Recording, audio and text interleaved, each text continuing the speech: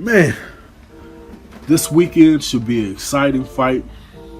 We got Tank Davis versus Leo Santa Cruz going on, and I expect it to be fireworks.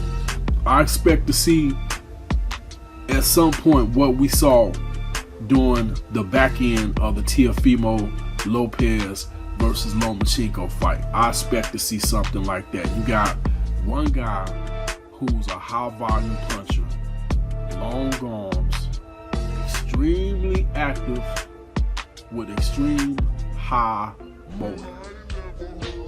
Then you have another guy who packs a hell of a punch, straight knockout artist. And how can you not have an explosive situation when you have two guys that fight with such styles?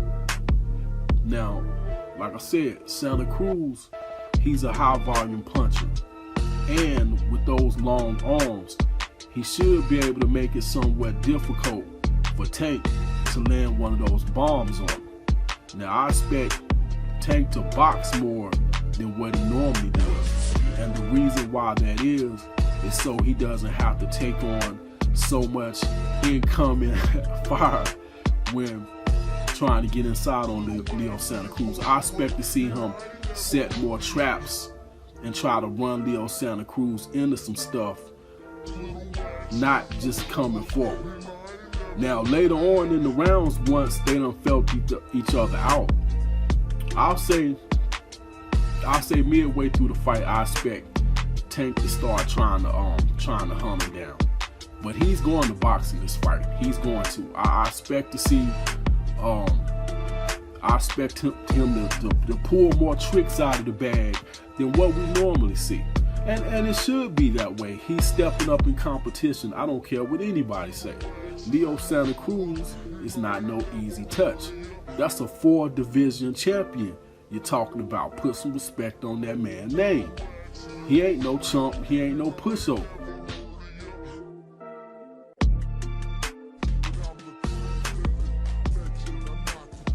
That's a Hall of Famer. So with that being said, I expect Tank to be a little cautious at first, but also expect Tank to try to make him feel his power early.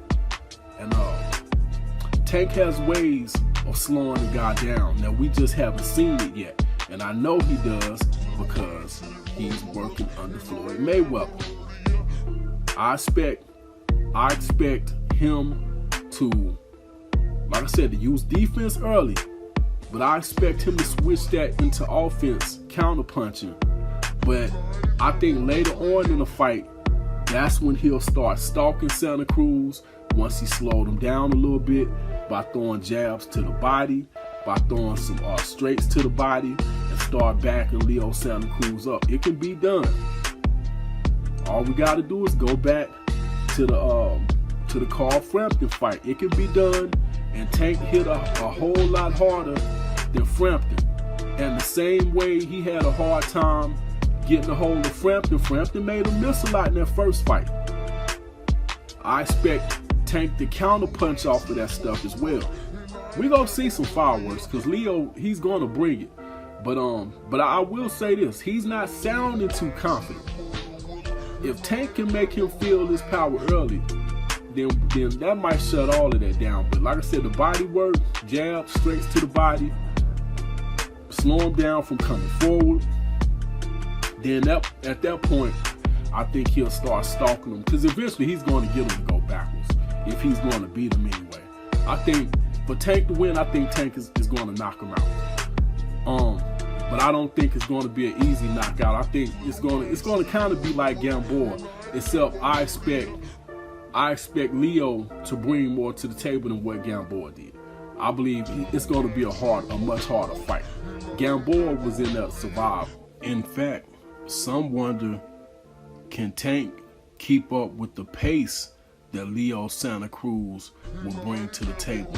Ain't no guarantees of a win here. Leo does have a chance.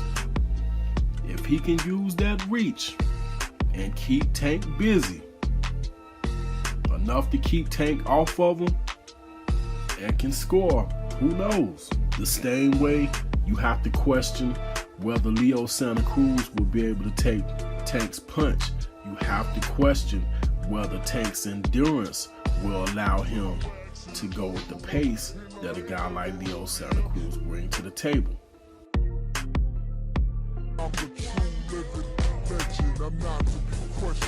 And we don't really know what type of power Leo Santa Cruz will bring up with him.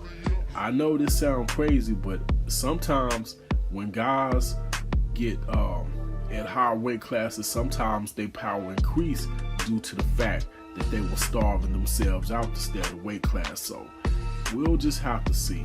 But like I said, I got Tank winning, but you talking about a future Hall of Famer on the other side from anything can happen. So who knows? But that's pretty much all I got. This here Bussin' Boxing Fight Doctor. Hit that like button, hit that share button, hit that subscribe button, hit that notification bell. Hit me up in the comment section and let me know. Number one, do you think this is a easy touch for Tank?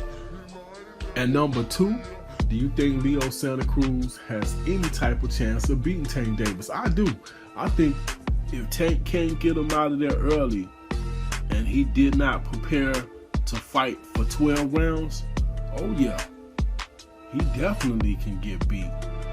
Especially if he can get a hold to Tank Davis's body and suck all the wind up out of him.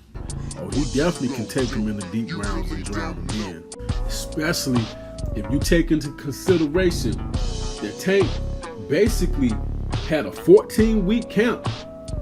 That means Tank could arguably have overtrained.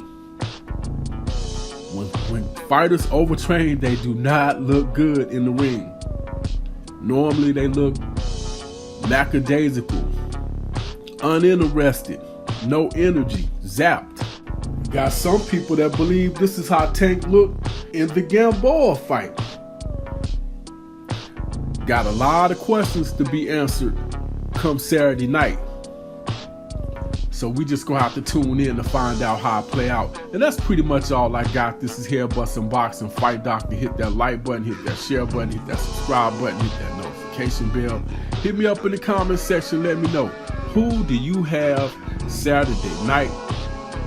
And if you got Tank Davis, do you even give Leo Santa Cruz a chance? I do. You take into consideration all the variables, including his father, that might be motivating him also. It's a lot of layers to this. Maybe we should be on upset alert. Who knows? But that's pretty much all I got. This here Bussin' Boxing Zone Fight Doctor. I am out.